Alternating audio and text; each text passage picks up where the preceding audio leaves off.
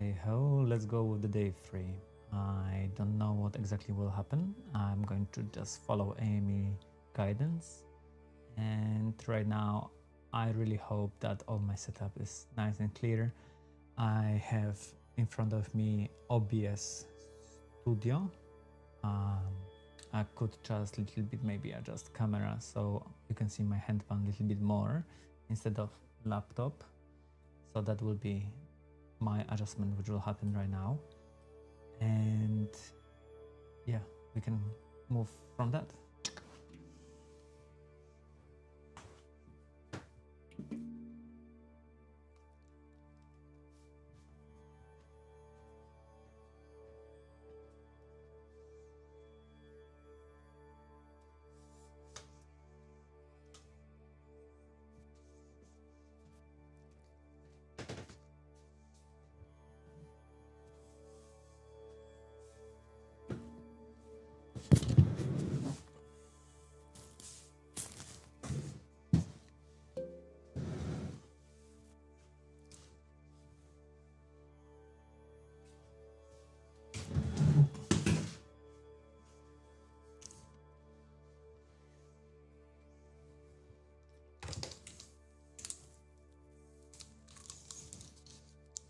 Yeah, little bit. It's getting more technical once you have more toys.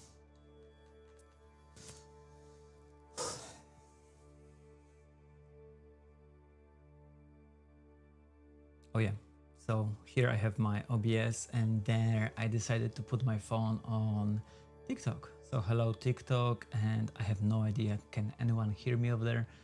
So I'll experiment with this later on. But yeah, let's move on right now to the day 3. Pattern C, day 3.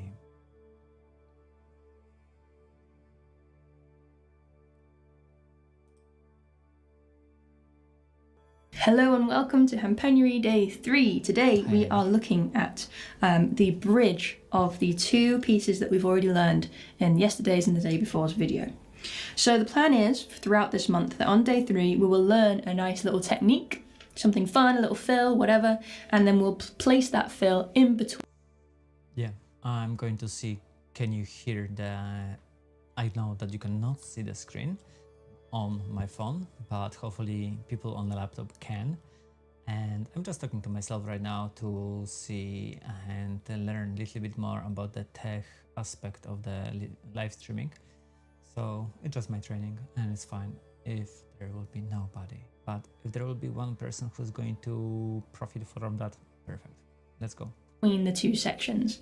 Just a quick note though, before we go on throughout the rest of the month. Composition wise, this isn't always necessary. I want you to know that if you're composing a piece and you have 2 patterns, you don't always need to come up with some kind of bridge to glue the 2 together. It's not always necessary. Most of the time you can probably just play this pattern and then this pattern directly afterwards and it will work, I promise you. So this isn't a necessary part of composition, but it's a fun part, and it's also great practice for us this month to just start practicing some little tricks and skills to widen our horizons. So this week we're looking at a single stroke roll, and specifically a very delicate controlled one. So I want you to play this with me on the ding. We'll practice it a few times and then we'll put it into context. It goes like this.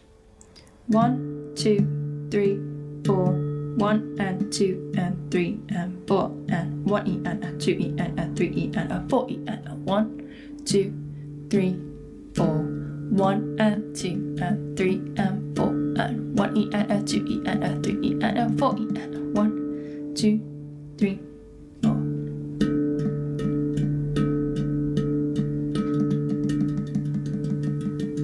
Notice how quietly I'm playing these. With my pointer finger. And my pointer finger is doing a lot of the work here. Yeah, we really want to get into the practice of being able to manipulate and use our individual fingers without having to rely on the wrist too much. That's where we're going to get the finesse and the control and the delicacy in our playing. Let's try that again, this time leading with the left hand. 1, 2, here we go. 1, 2, 3, 4. 1 and 2 and 3 and 4 and 1 E and a 2 E and a 3 E and a 4 E and a 1, 2, 3, 4, 1 and 2 and 3 and 4 and 1 E and a 2 E and a 3 E and a 4 E and 1, 2, 3, 4. Yeah, 1 and 2 and 3 and 4 and 1 E and a 2 E and a 3. One more.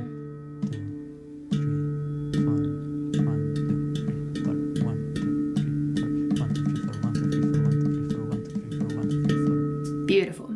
Now this is a really important technique across all handpan playing. It's super useful to have that control for everything that you're going to be doing in your journey. So Good. I want you to pause this video and really practice that until you're... To be honest, that was super difficult at some stage for me, and I'm not saying I mastered it or anything, but I had no idea, and there was so much anxiety and overwhelm when it was coming to this 1, 2, 3, 4 and 1 end and stuff. So yay, thank you for progress. really comfortable and confident with it for as long as you've got today, realistically. For now though, I'm going to move on to pause, practice, and then come back. I'm going to take this roll and move it over to, you guessed it, note 8, one of the hardest notes to reach, right? These notes that are furthest away are the ones that are the trickiest to get control over. So we're just going to do exactly the same thing, but this time I want you to really focus on getting the purest tone that you can and getting a nice consistent level sound. It's a little bit easier over here to get a consistent sound. Over here our arms are in a different shape than we're used to, and we're having to control a lot to be able to kind of get the same velocity, the same dynamic every time. So that's what I want you to really focus on, getting the right and left nice and even. Ready? 1, 2, here we go. 1,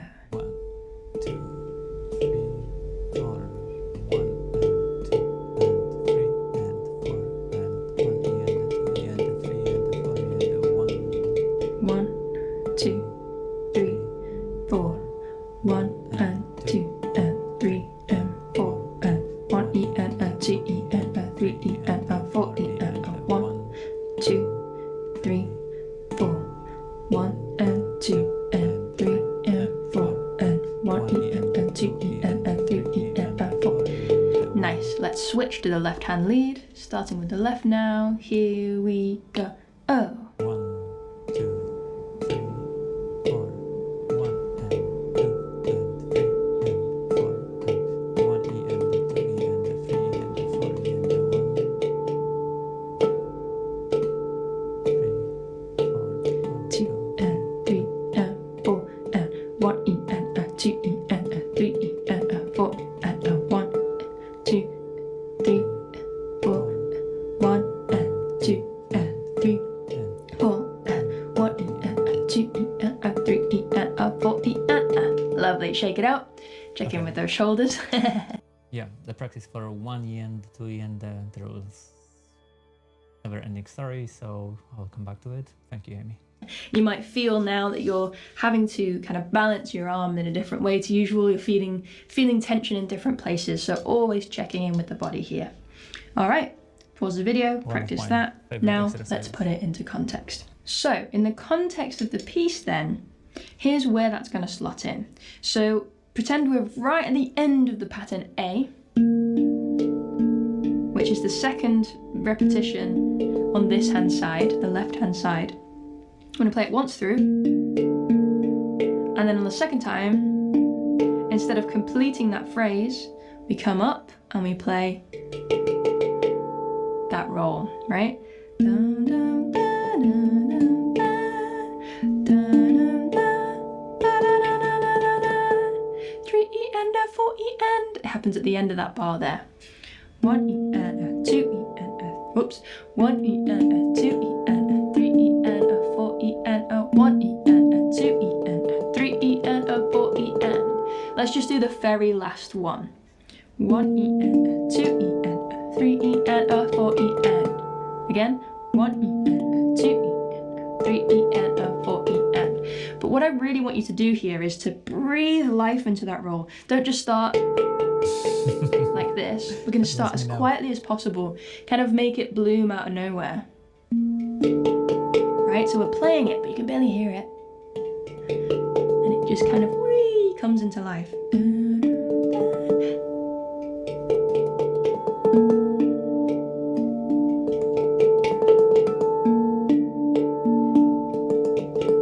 One more. Yeah, and from there,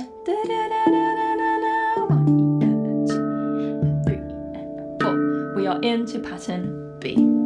So let's do the very last part of pattern A, moving into pattern B. Now this is really useful because in pattern A we've been counting 1 and 2 and 3, but in pattern B we need to count the 1 and so that we've got the 3 here. 1 and 2 3 and 4 and so we can get into that mindset by counting 3 and 4 and 1 and 2 and 3 and and then we're ready for that pattern B. That's kind of the purpose of this little roll here, to kind of prepare us to count ever so slightly differently in pattern B.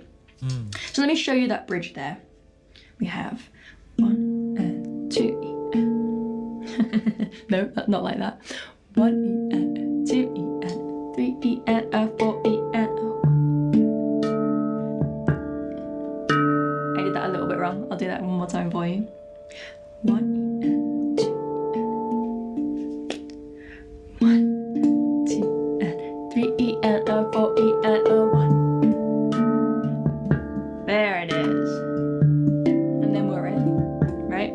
So all the way through pattern A, little bridge into pattern B. Let's see what that looks like.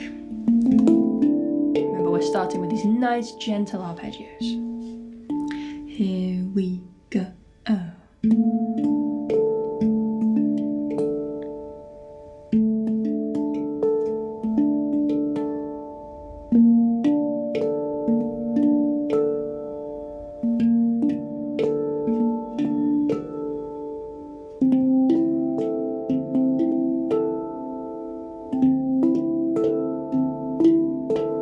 Here it comes.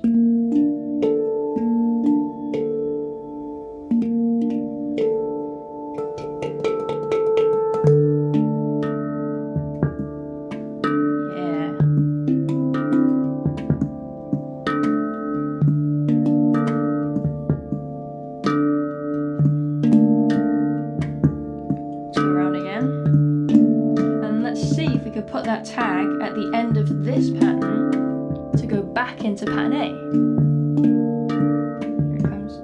4 and 1 E and 2 E and 3 E and 4 E and 1 2 E and 4 E and 1 E and 2 E and 4 E and 1 2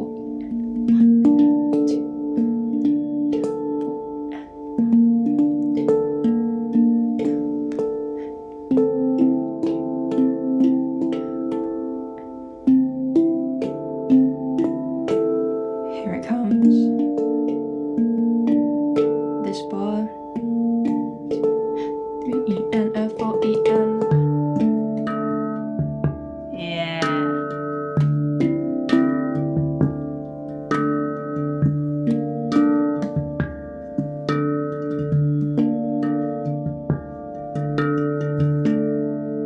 There you have it.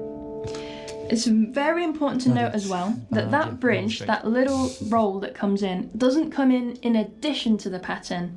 It comes in within the pattern, right? So if I'm counting 1 and 2 and 3 and 4 E and it happens within that bar of 4. We're not counting 1 and 2 and 3 and 4 and 1 E and 2 E and right? Because that would turn it into a very strange count. We want to keep everything in 4/4 as much as possible. So we don't want to add beats. We want to put our little bridge moments within the pattern for the most part. That rule will pretty much be the same throughout the rest of this month. So experiment with that. See if you can kind of swap and change, putting the two patterns together, one after the other, around and around. Put little bits of melody in, however you want to make it your own. Maybe you want to change the chords and play it completely differently. If you're on a different scale, it will look even more different. And I can't wait to see them. This is our first song of Handpanuary 2026. Let me know how you're enjoying it so far. Show me your videos in the group. and I'll see you for the second composition tomorrow. Won't lie, it kind of overwhelmed me. I think it would be great, maybe not, but yeah, seeing Amy just doing improvisation with this pattern, that could be kind of the, you know, instead of blank paper. But what we learned.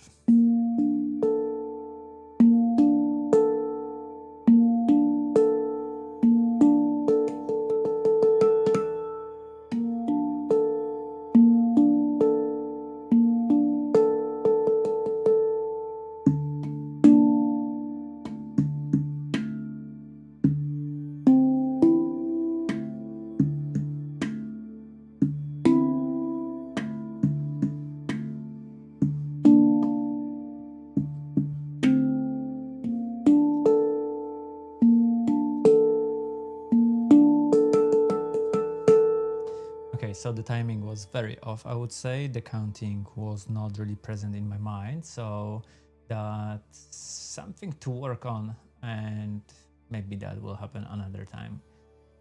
Phew. Okay, day 3.